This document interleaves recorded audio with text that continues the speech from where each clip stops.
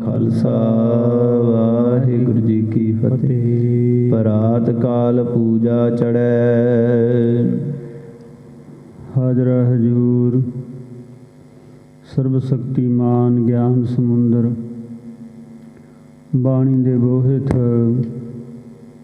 ਛਤਰ ਚਬਰ ਤਖਤ ਦੇ ਮਾਲਕ ਸਤਿਗੁਰੂ ਧੰਨ ਸ੍ਰੀ ਗੁਰੂ ਗ੍ਰੰਥ ਸਾਹਿਬ ਮਹਾਰਾਜ ਜੀਆਂ ਦੇ ਸਜੇ ਹੋਏ ਪਾਵਨ ਪਵਿੱਤਰ ਦਰਬਾਰ ਨਿੱਘੀ ਗੋਦ ਵਿੱਚ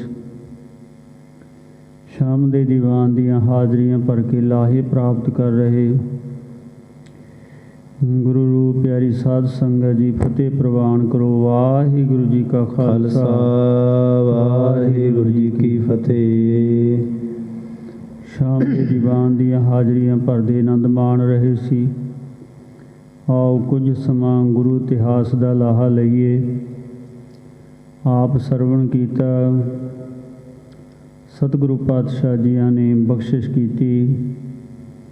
ਸੁਖਮਨੀ ਸਾਹਿਬ ਅੱਗੇ ਬਾਣੀ ਦਾ ਰਚਨਾ ਕਰਦੇ ਰਹੇ। ਭਾਈ ਗੁਰਦਾਸ ਜੀ ਲਿਖਦੇ ਰਹੇ। ਭਗਤਾਂ ਬਾਣੀ ਆਈ, ਭਗਤਾਂ ਦੇ ਦੀਦਾਰ ਕੀਤੇ। ਇਸੇ ਤਰ੍ਹਾਂ ਭਗਤਾਂ ਦੀ ਬਾਣੀ ਵੀ ਰਾਗਾਂ ਦੇ ਵਿੱਚ, ਰਾਗਾਂ ਦੀ ਸਮਾਪਤੀ 'ਤੇ ਸਤਿਗੁਰੂ ਮਹਾਰਾਜ ਦਰਜ ਕਰਦੇ ਗਏ। ਆਨੰਦ ਸਾਹਿਬ ਜੀ ਦੀ ਬਾਣੀ ਦੀ ਰਚਨਾ ਹੋਈ। ਇਸੇ ਤਰ੍ਹਾਂ ਸਤਿਗੁਰੂ ਪਾਤਸ਼ਾਹ ਜੀਆਂ ਨੇ ਬਖਸ਼ਿਸ਼ਾਂ ਕੀਤੀਆਂ। ਸਿੱਧ ਗੋਸ਼ਟ ਉਪਰੰਤ ਰਾਮਕਲੀ ਰਾਗ ਦੇ ਵਿੱਚ 2 ਵਾਰਾਂ ਮਹਾਰਾਜ ਨੇ ਦਰਜ ਕੀਤੀਆਂ। ਫਿਰ ਬਲਵੰਡ ਰਾਏ ਤੇ ਸੱਤੇ ਦੀ ਵਾਰ ਤੀਸਰੀ ਵਾਰ ਲਿਖੀ ਤਾਂ ਉਸ ਸਮੇਂ ਸਤਿਗੁਰੂ ਪਾਤਸ਼ਾਹ ਜੀ ਦੀ ਇਹ ਜੋ ਰਚਨਾ ਸੀ, ਭਾਈ ਮਨੀ ਸਿੰਘ ਜੀਆਂ ਨੂੰ ਭਾਈ ਭਗਤ ਸਿੰਘ ਜਿਹੜੇ ਸਰਵਣ ਕਰ ਰਹੇ ਸੀ ਪੁੱਛਣਾ ਕੀਤਾ ਕਿ ਇਹ ਸੱਤਾ ਤੇ ਬਲਵੰਡਾ ਕਾਰਨ ਕੀ ਹੋਇਆ ਸੀ, ਇਹਨਾਂ ਨੇ ਬਾਣੀ ਕਿਉਂ ਰਚੀ। ਸੋ ਇਸ ਤਰ੍ਹਾਂ ਇਹ ਵਿਚਾਰ ਆਪ ਕੱਲ੍ਹ ਸਰਵਣ ਕੀਤਾ।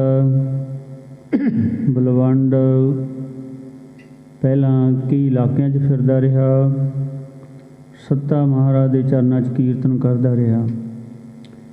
ਫਿਰ ਬਲਵੰਡ ਵੀ ਮਹਾਰਾਜ ਦੇ ਚਰਨਾਂ 'ਚ ਜੁੜਿਆ। ਦੋਵੇਂ ਭਰਾ ਇਕੱਠੇ ਹੀ ਸੁਬਾਹ ਸ਼ਾਮ ਕੀਰਤਨ ਦੀ ਹਾਜ਼ਰੀ ਭਰਨ ਲੱਗੇ। ਇਹਨਾਂ ਦੀ ਭੈਣ ਦੀ ਸ਼ਾਦੀ ਆਈ। ਸਤਿਗੁਰੂ ਮਹਾਰਾਜ ਨੂੰ ਬੇਨਤੀ ਕੀਤੀ ਕਿ ਕਿਰਪਾ ਕਰਕੇ ਸਾਨੂੰ ਮਾਇਆ ਦੀ ਬਖਸ਼ਿਸ਼ ਕਰੋ। ਕੁਝ ਇਤਿਹਾਸਕ ਸਰੋਤ ਇਹ ਵੀ ਕਹਿੰਦੇ ਨੇ ਸਤਿਗੁਰੂ ਚਾਹੁੰਦੇ ਸੀ ਕਿ ਜਿੰਨੀ ਵੀ ਮੁੱਖੋਂ ਮੰਗ ਕੇ ਤੁਸੀਂ ਮਾਇਆ ਕਹਿ ਦਿਓ ਅਸੀਂ ਦੇ ਦਿਆਂਗੇ, ਪਰ ਇਹਨਾਂ ਦੇ ਮਨ ਦੇ ਵਿੱਚ ਵਿਚਾਰ ਆਈ ਕਿ ਇੱਕ ਦਿਨ ਦਾ ਚੜ੍ਹਾਵਾ ਜਿੰਨੀ ਮਾਇਆ ਹੋ ਜੇ ਉਹ ਸਤਿਗੁਰੂ ਸਾਨੂੰ ਦੇ ਦੇਣ। ਸਤਿਗੁਰੂ ਮਹਾਰਾਜ ਨੇ ਫਿਰ ਇਹਨਾਂ ਦੀ ਇਹ ਗੱਲ ਕਿ ਇੱਕ ਦਿਨ ਦਾ ਜਿਹੜਾ ਚੜ੍ਹਾਵਾ ਹੈ ਉਹ ਦੇਣ ਦਾ ਮਨਜ਼ੂਰ ਕਿਵੇਂ ਕਰਦੇ ਨੇ, ਅੱਗੇ ਕਿਵੇਂ ਵਿਚਾਰ ਹੋ ਰਹੀ ਹੈ। ਆਓ ਗੁਰੂ ਨਾਨਕ ਦੇ ਘਰ ਭੰਡਾਰੇ ਭਰੇ ਪਏ ਨੇ। ਮੰਗਣ ਦਾ ਤਰੀਕਾ, ਦਾਤ ਪ੍ਰਾਪਤ ਕਰਨ ਦਾ ਸਾਨੂੰ ਢੰਗ ਹੋਣਾ ਚਾਹੀਦਾ ਹੈ। ਸੋ ਇਹ ਸੱਤੇ ਬਲਵੰਡੇ ਦੀ ਜਿਹੜੀ ਜੀਵਨ ਦੀ ਸਾਖੀ ਹੈ, ਇਹ ਤੋਂ ਸਾਨੂੰ ਬਹੁਤ ਕੁਝ ਸਿੱਖਣ ਨੂੰ ਮਿਲਦਾ ਹੈ। ਪਿਆਰ ਨਾਲ ਸਰਵਣ ਕਰੀਏ, ਮਨ ਦੀ ਇਕਾਗਰਤਾ, ਗੁਰੂ ਚਰਨਾਂ ਦਾ ਪਿਆਰ, ਜੁੜੀਏ ਸਤਿਗੁਰਾਂ ਦੇ ਚਰਨਾਂ ਨਾਲ, ਰਸਨਾ ਪਵਿੱਤਰ ਕਰੀਏ, ਉਚਾਰੀਏ ਸਤਿਨਾਮ ਸ੍ਰੀ ਵਾਹਿਗੁਰੂ ਸਾਹਿਬ ਜੀਓ। ਸਤਿਨਾਮ ਸ੍ਰੀ ਵਾਹਿਗੁਰੂ ਸਾਹਿਬ ਜੀਓ। ਦੋਹਰਾ ਪ੍ਰਾਤ ਕਾਲ ਪੂਜਾ ਚੜ੍ਹੈ। ਕਹਿ ਰਹੇ ਨੇ ਵੀ ਜਿਹੜੀ ਅੰਮ੍ਰਿਤ ਵੇਲੇ ਕੱਲ੍ਹ ਦੀ ਪੂਜਾ ਹੋਵੇਗੀ, ਚੜ੍ਹਾਵਾ ਚੜ੍ਹੇਗਾ। ਸਭ ਹੀ ਦਰਬ ਤੁਮਾਰ। ਜਦੋਂ ਮਹਾਰਾਜ ਨੂੰ ਬੇਨਤੀ ਕਰੀ ਤਾਂ ਸਤਿਗੁਰੂ ਪਾਤਸ਼ਾਹ ਕਹਿਣ ਲੱਗੇ ਵੀ ਠੀਕ ਹੈ ਭਾਈ ਰਾਏ ਬਲਵੰਡ ਸੱਤੇ, ਕੱਲ੍ਹ ਦੀ ਜਿੰਨੀ ਪੂਜਾ ਹੋਵੇਗੀ ਸਾਰੀ ਤੁਹਾਨੂੰ ਹੀ ਦੇ ਦਿੱਤੀ ਜਾਵੇਗੀ। ਗੁਰੂ ਅਰਜਨ ਜੀ ਅਸ ਕਹਿਓ। ਧੰਨ ਸ੍ਰੀ ਗੁਰੂ ਅਰਜਨ ਦੇਵ ਮਹਾਰਾਜ ਜੀਆਂ ਨੇ ਬਚਨ ਕੀਤੇ। ਕਾਰਜ ਲੇਵੋ ਸਾਰ। ਵੀ ਇਹ ਮਾਇਆ ਦੇ ਨਾਲ ਫਿਰ ਆਪਣਾ ਕਾਰਜ ਸਾਰ ਲੈਣਾ। ਦੋਹਨ ਮਨ ਧੀਰਜ ਭਇਓ। ਦੋਹਾਂ ਦੇ ਮਨ ਨੂੰ ਬੜਾ ਧੀਰਜ ਹੋਇਆ, ਹੌਸਲਾ ਆ ਗਿਆ ਮਹਾਰਾਜ ਦੇ ਬਚਨ ਸੁਣ ਕੇ। ਗੁਰ ਕੇ ਬੈਨ ਸੁਭਾਏ। ਕਿਉਂਕਿ ਗੁਰੂ ਦੇ ਜੋ ਬਚਨ ਹੋ ਚੁੱਕੇ ਸੀ ਇਹਨਾਂ ਦੇ ਮਨ ਨੂੰ ਬੜੇ ਚੰਗੇ ਲੱਗੇ ਕਿ ਇੱਕ ਦਿਨ ਦਾ ਚੜਾਵਾ ਬਹੁਤ ਜ਼ਿਆਦਾ ਹੋ ਜਾਣਾ ਹੈ, ਸ਼ਾਇਦ ਜਿੰਨਾ ਅਸੀਂ ਮੰਗੀਏ ਉਹਨਾਂ ਸਤਿਗੁਰੂ ਨਾ ਦੇਣ। ਇਸ ਕਰਕੇ ਇਹਨਾਂ ਦੇ ਮਨ 'ਚ ਬੜੀ ਖੁਸ਼ੀ ਹੋਈ। ਗੁਰ ਜਸ ਕਹਿ ਗ੍ਰਹਿ ਕੋ ਗਏ। ਗੁਰੂ ਦਾ ਜਸ ਕਰਦੇ ਹੋਏ ਆਪਣੇ ਘਰਾਂ ਨੂੰ ਗਏ ਹਨ। ਕਰਿਓ ਆਰੰਭ ਸੋ ਜਾਏ। ਘਰ ਜਾ ਕੇ ਇਹਨਾਂ ਨੇ ਫਿਰ ਜਿਹੜਾ ਵਿਆਹ ਦਾ ਕਾਰਜ ਸੀ ਉਹ ਆਰੰਭ ਕੀਤਾ ਹੈ। ਸਵਈਆ ਹੋਤ ਪ੍ਰਾਤ ਭਇਓ ਜਬ ਹੀ। ਜਦੋਂ ਅੰਮ੍ਰਿਤ ਦਾ ਵੇਲਾ ਹੋਇਆ, ਸਵੇਰ ਵਕਤ ਹੋਈ, ਤਬ ਸ੍ਰੀ ਗੁਰ ਦਰਸ਼ਨ ਕੋ ਸਿਖਿਆਏ। ਤਾਂ ਅੰਮ੍ਰਿਤ ਵੇਲੇ ਗੁਰੂ ਘਰ ਦੀ ਮਰਜ਼ਾਦਾ ਅਨੁਸਾਰ ਸਵਖਤੇ ਹੀ ਆ ਕੇ ਆਸਾ ਜੀ ਦੀ ਵਾਰ ਦਾ ਕੀਰਤਨ ਆਰੰਭ ਕਰਦੇ ਹੁੰਦੇ ਸੀ ਤੇ ਸਿੱਖ ਸੰਗਤਾਂ ਵੀ ਆਈਆਂ ਹਨ। 7 ਏਕ ਰੁਪਈਏ ਸੋ ਭੇਟ ਧਰੀ।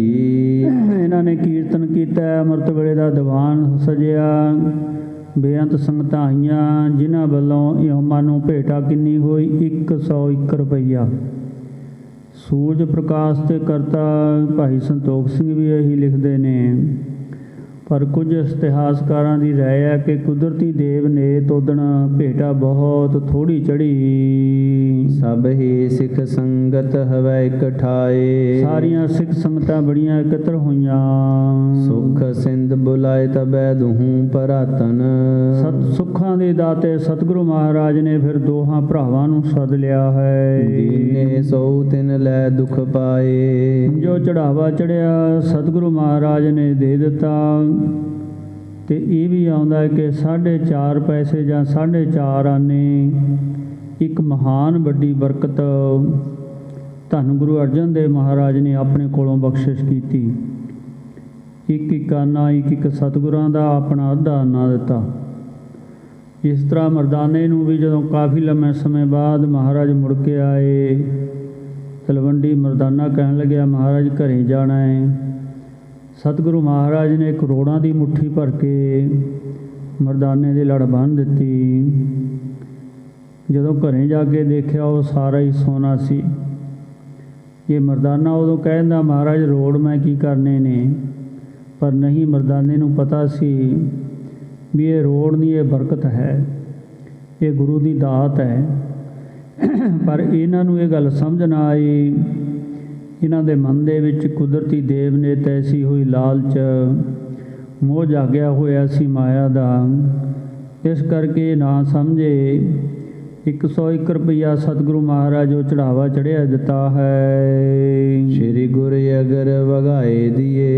ਇਹਨਾਂ ਨੇ ਸਤਿਗੁਰੂ ਮਹਾਰਾਜ ਦੇ ਇਹ ਪੈਸੇ ਲੈਣੋਂ ਨਾ ਕਰ ਦਿੱਤੀ, ਅੱਗੇ ਰੱਖੇ। ਹਮ ਲੇਵਤ ਨਾ ਤੁਮ ਹਾਸ ਕਰਾਏ। ਇਸ ਤਰ੍ਹਾਂ ਕਹਿੰਦੇ ਵੀ ਅਸੀਂ ਨਹੀਂ ਲੈਣਾ ਹੈ, ਤੁਸੀਂ ਸਾਡੇ ਨਾਲ ਮਖੌਲ ਹਾਸਾ ਕਰਦੇ ਹੋ। ਸ਼੍ਰੀ ਗੁਰੂ ਧੀਰਜ ਫੇਰ ਦੀਏ। ਸਤਿਗੁਰੂ ਮਹਾਰਾਜ ਨੇ ਫਿਰ ਧੀਰਜ ਦਿੱਤਾ, ਕਹਿੰਦੇ ਵੀ ਸੁੱਟੋ ਨਾ, ਇਹ ਮਾਇਆ ਹੈ। ਮੁਖ ਇਹ ਕਿਹੋ ਤੁਮ ਲਿਹੋ ਪਿਆਰੇ। ਮਹਾਰਾਜ ਕਹਿਣ ਲੱਗੇ ਤੁਸੀਂ ਪਿਆਰੇ ਹੋ ਸਾਡੇ, ਕੀਰਤਨੀਏ ਗੁਰਸਿੱਖ ਰਬਾਬੀ ਹੋ, ਜੋ ਅਸੀਂ ਦੇ ਰਹੇ ਹਾਂ ਲੈ ਕੇ ਜਾਓ। ਜੇਤਾ ਚਾਹੋ ਧਨ ਤੇਤਾ ਮਿਲੈ। ਜਿੰਨਾ ਚਾਹੋਗੇ ਦੱਸੋ ਓਨਾ ਹੀ ਧਨ ਗੁਰੂ ਘਰ ਦੇ ਵਿੱਚੋਂ ਪ੍ਰਾਪਤ ਹੋ ਜਾਵੇਗਾ।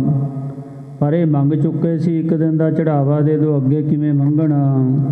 ਇਹੀ ਕਾਰਨ ਵਿੱਚ ਰੁਕ ਗਿਆ ਹੈ, ਵਾਧਾ ਪੈ ਗਈ। ਅਤ ਨਿਮਰਤ ਹੈ ਗੁਰ ਬੈਨ ਉਚਾਰੇ। ਸਤਿਗੁਰੂ ਮਹਾਰਾਜ ਨੇ ਬੜੀ ਨਿਮਰਤਾ ਦੇ ਬਚਨ ਕੀਤੇ ਦੋਹਾਂ ਭਰਾਵਾਂ ਨੂੰ। ਰੁਪਈਆ 7 ਲੈ ਸੌ ਧਾਮ ਗਏ। ਸਤਿਗੁਰੂ ਮਹਾਰਾਜ ਦੇ ਕੋਲੋਂ ਫਿਰ 700 ਰੁਪਈਆ ਲੈ ਕੇ ਆਪਣੇ ਘਰੇ ਚਲੇ ਜਾਂਦੇ ਹਨ।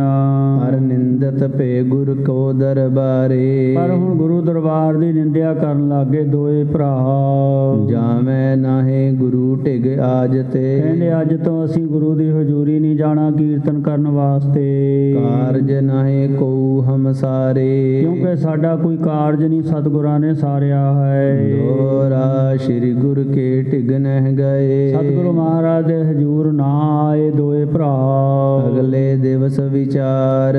ਦੂਸਰੇ ਦਿਨ ਹੁਣ ਸਤਿਗੁਰੂ ਮਹਾਰਾਜ ਦੇਖਦੇ ਨੇ ਆਏ ਨਹੀਂ ਹਨ, ਵਿਚਾਰਦੇ ਨੇ। ਗੁਰ ਅਰਜਨ ਤਬ ਸਿੱਖ ਪਠੇ। ਵਿਚਾਰ ਕੇ ਸਤਿਗੁਰੂ ਮਹਾਰਾਜ ਨੇ ਸਿੱਖ ਭੇਜੇ ਹਨ। ਲਿਆਵੋ ਤਾਹੇ ਸੁਧਾਰ। ਪਾਤਸ਼ਾਹ ਕਹਿਣ ਲੱਗੇ ਜਾਓ ਮਨਾ ਕੇ ਲਿਆਓ ਸੱਤੇ ਬਲਵੰਡੇ ਨੂੰ ਕੀਰਤਨ ਵਾਸਤੇ। ਗੁਰ ਆਗਿਆ ਸਿੱਖਣ ਕਹੀ। ਸਿੱਖਾਂ ਨੇ ਗੁਰੂ ਦੀ ਜੋ ਆਗਿਆ ਸੀ ਜਾ ਕੇ ਕਹਿ ਦਿੱਤੀ। ਚਲੋ ਢੇਰ ਕੋ ਤਿਆਗ। ਕੀ ਆਖਿਆ ਭਾਈ ਸੱਤੇ ਭਾਈ ਬਲਵੰਡੇ ਤੁਸੀਂ ਦੇਰੀ ਨਾ ਕਰੋ। ਦੇਰੀ ਤਿਆਗ ਕੇ ਛੇਤੀ ਛੇਤੀ ਸਤਿਗੁਰਾਂ ਦੇ ਹਜ਼ੂਰੀ ਪਹੁੰਚੋ। ਯਾਦ ਕਰੈ ਤੁਮ ਕੋ ਗੁਰੂ। ਸਤਿਗੁਰੂ ਮਹਾਰਾਜ ਤੁਹਾਨੂੰ ਯਾਦ ਕਰਦੇ ਹਨ। ਤੁਰਤ ਚਲੋ ਬੜ ਭਾਗ। ਵੱਡਿਆਂ ਭਾਗਾਂ ਵਾਲੇ ਬਣੋ, ਛੇਤੀ ਛੇਤੀ ਚੱਲੋ। ਚੌਪਈ ਰਾਏ ਬਲਵੰਡ ਸੱਤੇ ਕਹਾ। ਜਿਹੜਾ ਰਾਏ ਬਲਵੰਡ ਤੇ ਸੱਤਾ ਦੋਏ ਭਰਾ ਆਖਦੇ ਹਨ।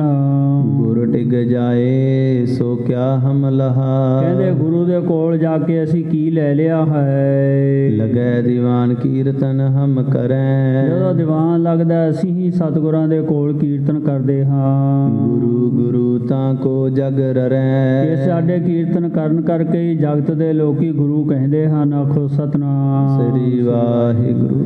ਇਸੇ ਕਰਕੇ ਕਈ ਵਾਰੀ ਇਨਸਾਨ ਥੋੜੀ ਜਿਹੀ ਵਡਿਆਈ ਪਾ ਕੇ ਹੰਕਾਰ ਕਰ ਬੈਠਦਾ ਹੈ। ਹਮ ਬਿਨ ਪੂਜਾ ਕਰੈ ਨ ਕੋਈ। ਸਾਡੇ ਬਿਨਾ ਕੌਣ ਪੂਜਾ ਕਰੂਗਾ, ਗੁਰੂ ਕੌਣ ਮੰਨੂਗਾ।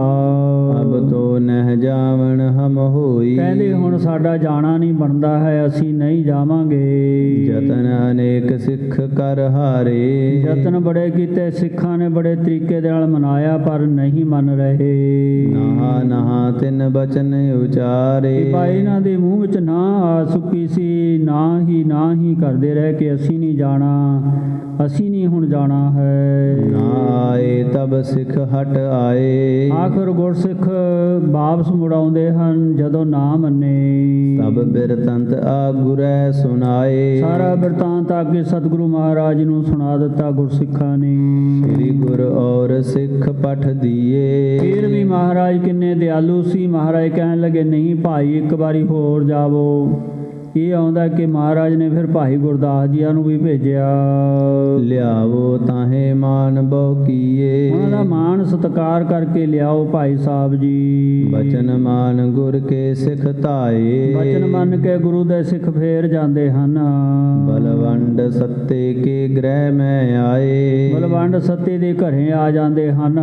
ਸਾਲੋ ਧਰਮਸਾਲ ਨਿਕਟਾਏ। ਕਿਉਂਕਿ ਇਹਨਾਂ ਦਾ ਘਰ ਭਾਈ ਸਾਲੋ ਜੀ ਦੀ ਧਰਮਸ਼ਾਲਾ ਅੱਜ ਵੀ ਹੈ ਗੁਰਦੁਆਰਾ ਸਾਹਿਬ, ਉੱਥੇ ਨੇੜੇ ਹੀ ਇਹਨਾਂ ਦੇ ਘਰ ਸੀ। ਕਾ ਗ੍ਰਹਿ ਬੜ ਸੋਭਾ ਪਾਏ। ਇਹਨਾਂ ਦਾ ਘਰ ਬਹੁਤ ਸੋਹਣਾ ਵਧੀਆ ਸੋਭਾ ਪਾਉਂਦਾ ਸੀ ਕਿਉਂਕਿ ਗੁਰੂ ਕੇ ਕੀਰਤਨੀਏ ਸਨ। ਦੋਹਰਾ ਤਹਾਂ ਜਾਏ ਸਿੱਖਣ ਕਹਾ। ਸਿੱਖਾਂ ਨੇ ਸਤਿਗੁਰੂ ਮਹਾਰਾਜ ਦਾ ਬਚਨ ਮੰਨ ਕੇ ਦੂਜੀ ਵਾਰੀ ਜਾ ਕੇ ਫੇਰ ਬੇਨਤੀ ਕੀਤੀ। ਚਲੋ ਗੁਰੂ ਕੇ ਪਾਸ। ਆਖਿਆ ਭਾਈ ਰਾਏ ਬਲਵੰਡ ਸੱਤਾ ਜੀ ਸਤਿਗੁਰਾਂ ਦੇ ਕੋਲ ਚੱਲੋ। ਯਾਦ ਕਰੈ ਤੁਮ ਕੋ ਗੁਰੂ। ਸਤਿਗੁਰੂ ਮਹਾਰਾਜ ਤੁਹਾਨੂੰ ਯਾਦ ਕਰਦੇ ਹਨ। ਬੈਠੇ ਕਹਾਂ ਉਦਾਸ।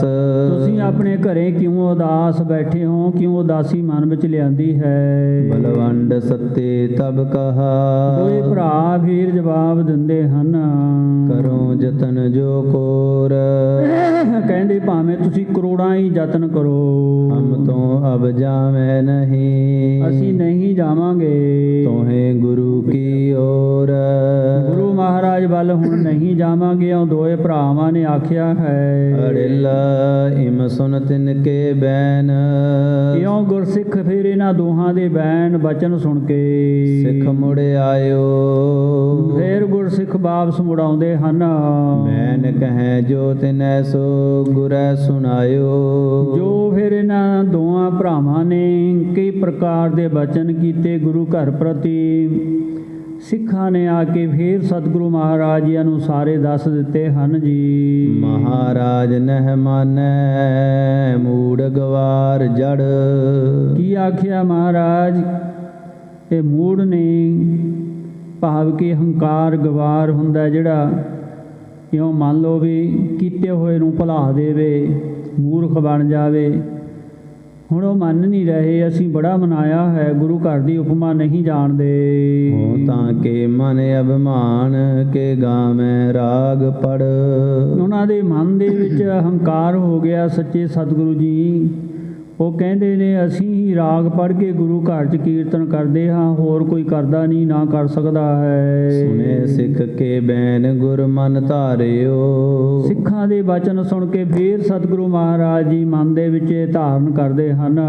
ਚਲੀਏ ਤਾਹੇ ਨਕੇਤ ਸੋ ਮਨੈ ਵਿਚਾਰਿਓ। ਮਨ ਵਿੱਚ ਵਿਚਾਰ ਲਿਆ ਧੰਨ ਗੁਰੂ ਅਰਜਨ ਦੇਵ ਮਹਾਰਾਜ ਜੀਆਂ ਨੇ ਕਿ ਚਲੋ ਅਸੀਂ ਚੱਲਦੇ ਹਾਂ ਉਹਨਾਂ ਦੇ ਘਰ ਲਿਆਉਣ ਵਾਸਤੇ। ਜੈਸੇ ਦੁਰਯੋਧਨ ਨਿਕਟ ਗਏ ਥੇ ਕ੍ਰਿਸ਼ਨ ਬਰ। ਜਿਸ ਤਰ੍ਹਾਂ ਦੁਰਯੋਧਨ ਦੇ ਕੋਲ ਕ੍ਰਿਸ਼ਨ ਭਗਵਾਨ ਵੀ ਮਨਾਉਣ ਵਾਸਤੇ ਗਏ ਸੀ। ਹੋਨੈ ਮਾਨੇ ਥੇ ਬੈਨ ਰਾਜ ਕੋ ਮਾਨ ਧਰ। ਕਿਉਂਕਿ ਉਹਨਾਂ ਨੇ ਵੀ, ਦੁਰਯੋਧਨ ਨੇ ਵੀ ਹੰਕਾਰ ਹੋਣ ਕਰਕੇ ਕ੍ਰਿਸ਼ਨ ਭਗਵਾਨ ਦੇ ਬਚਨ ਨਹੀਂ ਸੀ ਮੰਨੇ। ਕੈਰੋਂ ਪਾਂਡਵਾਂ ਨੇ ਜਦੋਂ 12 ਸਾਲ 14 ਸਾਲ ਦਾ ਬਨਵਾਸ ਕੱਟ ਲਿਆ, ਰਾਜ ਦੁਰਯੋਧਨ ਕਰਦਾ ਸੀ ਹਿੰਦੁਸਤਾਨ ਦੇ ਉੱਤੇ। ਉਸ ਸਮੇਂ ਭਾਰਤ ਸੀ, ਹਸਤਨਾਪੁਰ ਦਿੱਲੀ, ਕਿ ਸਾਨੂੰ 5 ਪਿੰਡ ਦਵਾ ਦਿਓ, ਅਸੀਂ ਆਪਣਾ ਗੁਜ਼ਾਰਾ ਕਰ ਲਾਂਗੇ। ਕ੍ਰਿਸ਼ਨ ਭਗਵਾਨ ਗਏ ਸੀ ਦੁਰਯੋਧਨ ਦੇ ਕੋਲ। ਆਇਆ ਸੁਣਿਆ ਬਿਦਰਦੇ ਹੋਏ ਦੁਰਯੋਧਨ ਰੁੱਖਾ। ਬਾਣੀ ਦੇ ਵਿੱਚ ਵੀ ਇਹ ਪ੍ਰਮਾਣ ਆਉਂਦੇ ਨੇ। ਤਾਂ ਉਸ ਸਮੇਂ ਜਦੋਂ ਭਗਵਾਨ ਨੇ ਕਿਹਾ ਦੁਰਯੋਧਨ ਤੇਰੇ ਭਰਾ ਨੇ 5 ਪਿੰਡ ਦੇ ਦੇ, ਜੇ ਬਾਹਲਾ ਕੁਛ ਨਹੀਂ ਦੇਣਾ, ਗੁਜ਼ਾਰਾ ਕਰ ਲੈਣਗੇ। ਤਾਂ ਦੁਰਯੋਧਨ ਕਹਿਣ ਲੱਗਿਆ ਮੈਂ ਆਪਣੇ ਸੂਈ ਦੇ ਨੱਕੇ ਦੇ ਉੱਤੇ ਜਿੰਨੀ ਜਗ੍ਹਾ ਚੜ੍ਹਦੀ ਆ ਉਨੀ ਇਹਨਾਂ ਨੂੰ ਮਿੱਟੀ ਵੀ ਨਹੀਂ ਦੇਵਾਂਗਾ, ਤੁਸੀਂ 5 ਪਿੰਡ ਕਹਿਣ ਆਏ ਹੋ। ਫਿਰ ਇਹ ਕ੍ਰਿਸ਼ਨ ਭਗਵਾਨ ਕਹਿ ਕੇ ਆਏ ਸੀ ਵੀ ਚਲੋ ਠੀਕ ਹੈ, ਜੇ ਅਸੀਂ ਚਾਹੁੰਦੇ ਸੀ ਕਿ ਇਹ ਹੰਕਾਰ ਨਾ ਹੋਵੇ, ਇਹਦੇ ਨਾਲ ਬੜਾ ਨੁਕਸਾਨ ਹੋਣਾ ਹੈ। ਫਿਰ ਹੀ ਮਹਾਭਾਰਤ ਦਾ ਯੁੱਧ ਹੋਇਆ ਸੀ ਜਿਹਦੇ ਵਿੱਚ ਇਹ ਸਾਰੇ ਖਤਮ ਹੋਏ। ਸੋ ਇਸ ਤਰ੍ਹਾਂ ਜਿਹੜਾ ਹੰਕਾਰ ਹੈ ਉਹ ਮਾਰ ਦਿੰਦਾ ਹੈ ਇਨਸਾਨ ਨੂੰ।